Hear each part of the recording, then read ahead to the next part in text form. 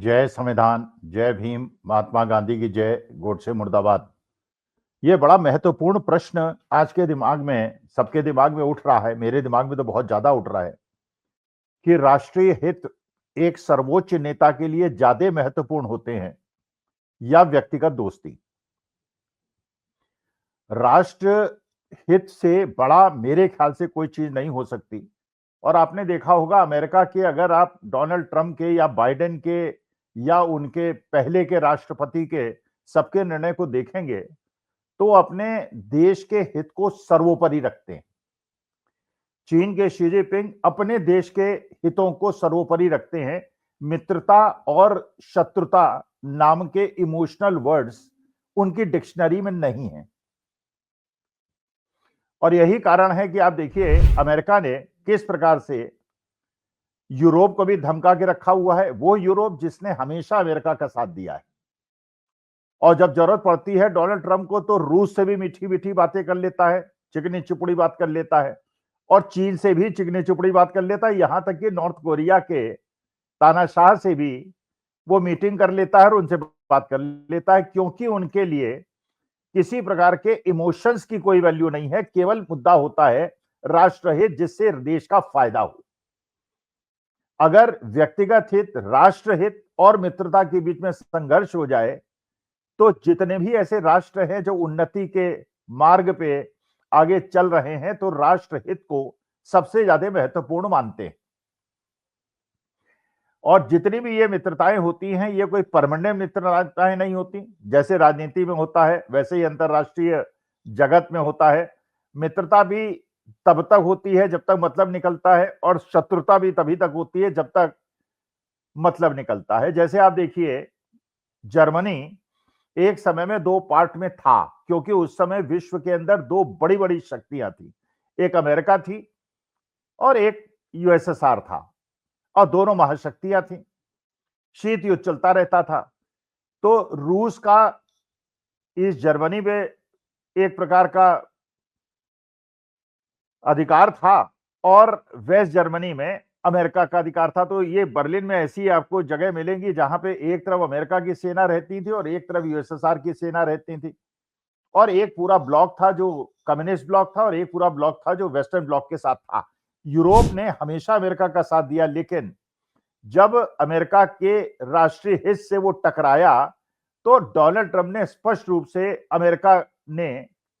Europe को भी एक तरफ कर दिया और चीन और रूस से दोस्ती बढ़ानी शुरू कर दी। यही होता है, अंतरराष्ट्रीय विषयों में इमोशंस का कोई स्थान नहीं है।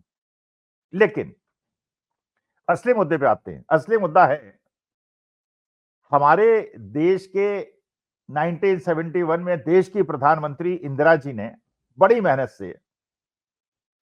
और उस समय की तत्कालिक स्थिति को देखते हुए, क्योंकि उस समय दो महाशक्तियां थीं, यूएसएसआर और अमेरिका। अमेरिका हमसे बहुत दूर है, रूस भी बहुत दूर है, और इंदिरा जी को यह पता था कि अमेरिका भी अगर इंटरवीन करना चाहेगा तो हमारे सब कॉन्टिनेंट में वो इंटरवीन नहीं कर पाएगा, क्योंकि आप जानते हैं कि अमेरिका ने जब भी अपने देश से बहुत दूर किसी प्रकार का दुस्साहस करने का प्रयास किया है, चाहे वो वियतनाम हो चाहे अफगानिस्तान हो, उसको मुंह की खानी पड़ी है। इंदिरा जी को ये बात पता थी। तो एक बात तो उनको ये पता थी कि अमेरिका बहुत ज्यादा हस्तक्षेप नहीं कर पाएगा, और उस समय में पाकिस्तान को अमेरिका समर्थन करता था। दूसरी बात यह थी, उनको ये पता था कि इनका एक प्रतिद्वंदी है यूएसएसआर, और तीसरा उनको ये बात पता थी कि पाकिस्तान से हम दोनों तरफ से घिरे हुए हैं। एक तरफ वेस्ट पाकिस्तान है और दूसरी तरफ ईस्ट पाकिस्तान है, और हमारे बॉर्डर्स इनसे बहुत ज्यादा शेयर करते हैं, और उसके बाद चीन से हमारे बॉर्डर्स बहुत ज्यादा शेयर होते हैं, और चीन हमारा हमेशा से चिर परिचित शत्रु रहा है। वेस्ट पाकिस्तान से मित्रता का कोई प्रश्न नहीं उठता था। तो इंदिरा जी ने इस बात का फायदा उठाते हुए कि वेस्ट पाकिस्तान उर्दू स्पीकिंग था और ईस्ट पाकिस्तान बंगला स्पीकिंग था, और हमारे देश का वेस्ट बंगाल भी बंगला स्पीकिंग था, वहां की भावनाओं का फायदा उठाते हुए राष्ट्रहित में, क्योंकि वेस्टर्न पाकिस्तान के लोग, जिसमें पंजाब का बहुत बड़ा हमेशा से प्रभुत्व रहा है, उसने ईस्ट पाकिस्तान के लोगों पे शोषण शुरू किया, उन पर अत्याचार शुरू किया, और अलग-अलग तरह से उर्दू को थोपने का प्रयास किया बंगला भाषी ईस्ट पाकिस्तान के ऊपर। इन तीनों चीजों का फायदा उठाते हुए इंदिरा जी ने शेख मुजीबुर रहमान जैसे बांग्लादेश के नेता को उभारा या वो उभरे और मुक्ति वाहिनी एक बांग्लादेश के लोगों ने बनाई जिससे कि उन्हें वेस्ट पाकिस्तान से अलग किया जा सके। इंदिरा जी ने भी अपना योगदान दिया और आप जानते हैं बहुत ज्यादा इसमें कहना उचित नहीं, लेकिन जो बांग्लादेश स्वतंत्र हुआ उसमें हमारी सेनाओं का और इंदिरा जी का और जनरल मानेकशॉ का बहुत बड़ा योगदान था। और उसके बाद पाकिस्तान ने जैसे घुटने टेके और अपने हथियार डाले और जनरल नियाजी ने जैसे हमारे जनरल अरोड़ा के सामने घुटने टेके, वो एक इतिहास बन गया, पूरे विश्व के अंदर इतिहास बन गया। अमेरिका ने उस समय ये धमकी भी दी थी निक्सन ने कि हम 7वां बेड़ा भेज देंगे, लेकिन इंदिरा जी ने कहा था कि भेज दो, और क्योंकि उन्हें पता था कि रूस से एक समझौता वो कर चुकी थी 6 महीने पहले और रूस ने एक युद्ध समझौता हमारे साथ किया था कि अमेरिका अगर हस्तक्षेप करेगा तो यूएसएसआर भी हस्तक्षेप करेगा और यूएसएसआर अमेरिका उस समय बराबर की शक्तियां वो करती थी। अमेरिका ने अपने हाथ पीछे खींच लिए।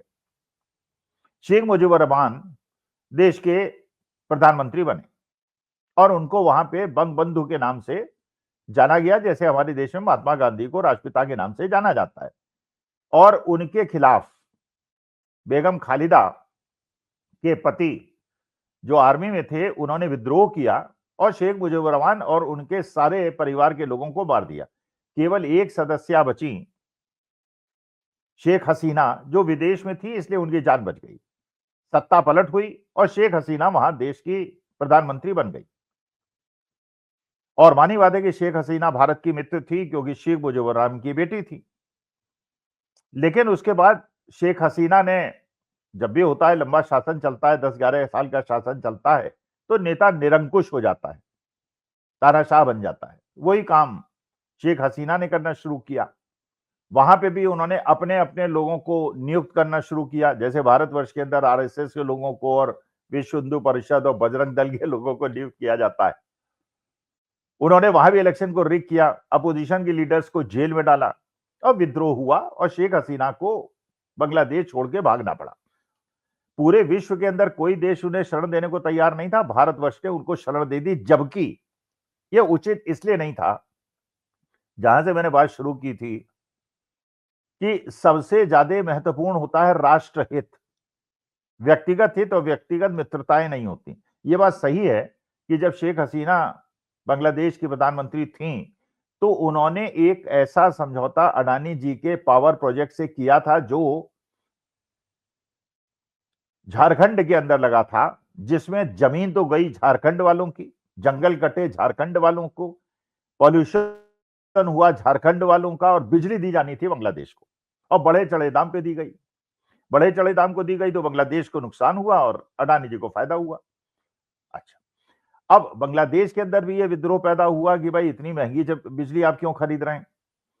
और वहां पे और भी कारण थे कि अपने लोगों को कराना, करप्शन करना, डिक्टेटरशिप लाना, वोट चोरी करना, ये सारे मुद्दों पे शेख हसीना को वहां से भागना पड़ा। भारत ने तब शरण दी जब कोई विश्व का देश शरण देने को तैयार नहीं था, शायद इसलिए कि शेख हसीना ने अडानी जी को उपकृत किया था और उनके पावर प्रोजेक्ट को लगाने के लिए सारे दाम पे बिजली खरीदने के लिए स्वीकृति दी थी।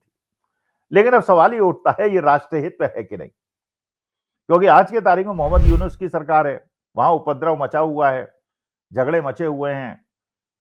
शेख मुजीबुर रहमान के, मतलब इनके शेख हसीना के बेटे भी बांग्लादेश जाने के चक्कर में हैं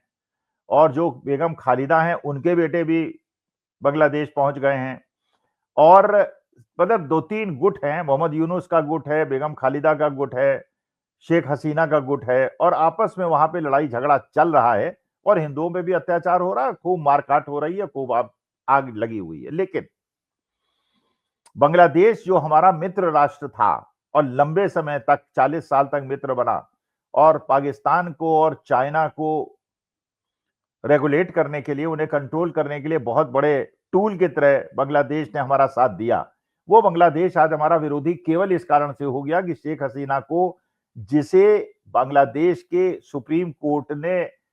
हत्यारा घोषित कर दिया है, मास मर्डरर घोषित कर दिया है और बड़ी सजा उनको दी है, उसको हमारे देश ने शरण क्यों दी? अब सवाल ये उठता है, ये हो सकता है कि शेख हसीना के पिता मुजीबुर रहमान हमारे बड़े अच्छे मित्र थे। शेख हसीना भी हमारी बहुत अच्छी मित्र थीं। ये भी सही है कि उन्होंने अडानी जी की बिजली बड़े दाम पे ली थी, लेकिन ये राष्ट्रीय हित में नहीं था, क्योंकि राष्ट्रीय हित के हिसाब से हमारे लिए उचित था कि हम मोहम्मद यूनुस से मित्रता करते, शेख हसीना को शरण न देते और उसके बाद बांग्लादेश से अपने संबंध सुधारते, जिससे बांग्लादेश उसी प्रकार से हमारा साथ देता पाकिस्तान के और चीन के अगेंस्ट। लेकिन आज की तारीख में स्थिति यह बन गई है शेख हसीना को देश के अंदर शरण देने से कि ईस्ट पाकिस्तान और वेस्ट पाकिस्तान फिर उसी प्रकार की स्थिति में पहुंच रहे हैं जैसे 1971 के पहले पहुंचे थे, और ये राष्ट्रीय हित में नहीं है। और जिस प्रकार से वहां के नेतागण भारत को चुनौती दे रहे हैं और जैसे शेख हसीना के बेटे कह रहे हैं विदेश में रह के कि अगर भारत ने इसको सीरियसली नहीं लिया तो भारत के लिए बहुत ज्यादा दूरगामी प्रतिकूल प्रभाव पड़ सकते हैं अगर सेवन सिस्टर्स के ऊपर बांग्लादेश की आंखें, बांग्लादेश की क्या, चीन और पाकिस्तान भी आज के तारीख में जस्ट बिकॉज शेख हसीना को हमने शरण दे रखी है, वो एक मिलके एकजुट हो गए। अब सवाल ये उठता है कि अगर असम के अंदर, बंगाल के अंदर, पूरे देश के अंदर कहा जाता है कि घुसपैठी आ गए, रोहिंग्या आ गए और उन लोगों को डिटेंशन सेंटर में असम में रखा जाता है, तो क्या जहां गरीब बांग्लादेशी को अपने देश में सताए जाने पर, और हिंदू भी जिसमें शामिल हैं, अगर देश के अंदर डिटेंशन सेंटर में रखा जाएगा तो बांग्लादेश की पूर्व प्रधानमंत्री जो आज के तारीख में वहां वांटेड है, वहां के कोर्ट्स ने उनके खिलाफ निर्णय ले लिया है, उनको अपने देश में शरण देना, क्या ये राष्ट्रीय हित में है? और अगर ये राष्ट्रीय हित में नहीं है तो क्या उनको भी डिटेंशन सेंटर में रखना चाहिए? शरण तो वो सब लोग मांग रहे हैं हमारे देश के अंदर जो बांग्लादेश या म्यांमार से भाग के आए हैं, लेकिन अगर किसी देश के अदालत ने उनको अपराधी घोषित कर दिया है तो उसके बाद शरण देना ये एक विचारणीय प्रश्न है, क्योंकि उसको जस्टिफाई करना, अगर हम ये कह सकते हैं कि बांग्लादेश की कोर्ट्स कंगारू कोर्ट्स हैं, तो हमारे कोर्ट्स के बारे में भी अगर कोई कोई कहता है तो मेरे ख्याल से बिल्कुल ये परसेप्शन का खेल है। हमें लगता है कि उनके कोर्ट जो है कंगारू कोर्ट है, हो सकता है न्यूयॉर्क के जो मेयर हैं उनको लगता हो हमारे कोर्ट्स के बारे में, जबकि हम तो अपने हाई कोर्ट और सुप्रीम कोर्ट का बहुत सम्मान करते हैं, लेकिन हम अपना तो खुद का निर्णय ले सकते हैं, अपनी भावनाओं को प्रकट कर सकते हैं। लेकिन अगर ममदानी के भावना प्रकट करने का विरोध करते हैं, अगर वो कहता है उमर खालिद को 5 साल से हियरिंग नहीं मिली, फेयर हियरिंग नहीं मिली, उसका ट्रायल नहीं हुआ, तो इस प्रकार से अंतर्राष्ट्रीय जगत में अपनी स्थिति को खराब करने से बेहतर है कि माननीय प्रधानमंत्री महोदय मोदी जी देश के हित की सोचें, राष्ट्र हित में सोचें और शेख हसीना को, अगर वो वहां पे ट्रायल हो चुका है और उन्हें अपराधी घोषित कर दिया है, या तो वो बांग्लादेश को दे दी जाए या उनको डिटेंशन सेंटर में रखा जाए। लेकिन अपने व्यक्तिगत हित और अपने राष्ट्रीय हित के व्यक्तिगत हित के लिए अगर राष्ट्रीय हित का समझौता होता है तो ये उचित मेरे ख्याल से नहीं है। नमस्कार, धन्यवाद और प्रणाम।